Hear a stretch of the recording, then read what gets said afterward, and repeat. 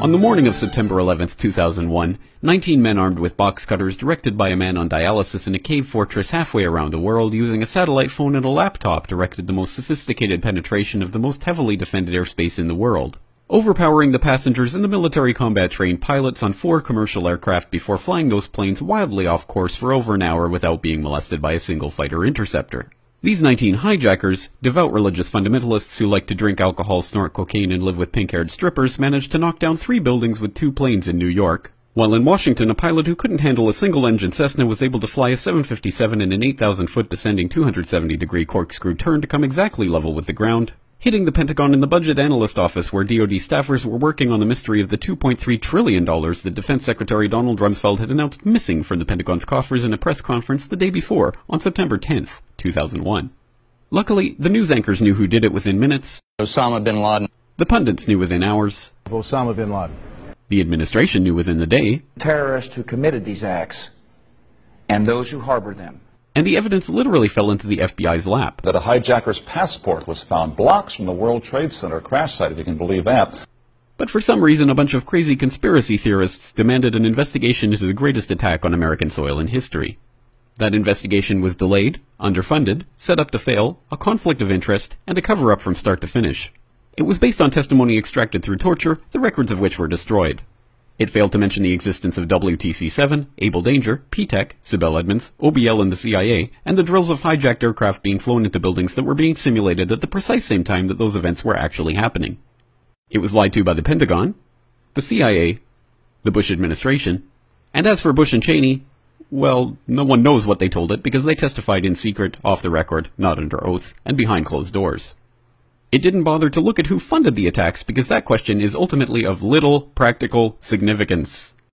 Still, the 9/11 Commission did brilliantly, answering all of the questions the public had, except most of the victims' family members' questions, and pinned blame on all the people responsible, although no one so much as lost their job, determining the attacks were failure of imagination. Because nobody in our government, at least, and I don't think the prior government that could envision flying airplanes into buildings. Except the Pentagon, FEMA, NORAD, and the NRO. The DIA destroyed 2.5 terabytes of data on Able Danger, but that's okay because it probably wasn't important. The SEC destroyed their records on the investigation into the insider trading before the attacks, but that's okay because destroying the records of the largest investigation in SEC history is just part of routine record keeping. NIST has classified the data that they used for their model of WTC-7's collapse, but that's okay because knowing how they made their model of the collapse would jeopardize public safety.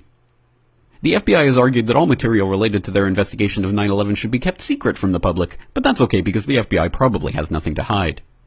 This man never existed, nor is anything he had to say worthy of your attention, and if you say otherwise, you are a paranoid conspiracy theorist and deserve to be shunned by all of humanity.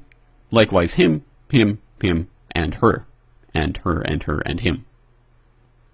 Osama bin Laden lived in a cave fortress in the hills of Afghanistan, but somehow got away. Then he was hiding out in Tora Bora, but somehow got away.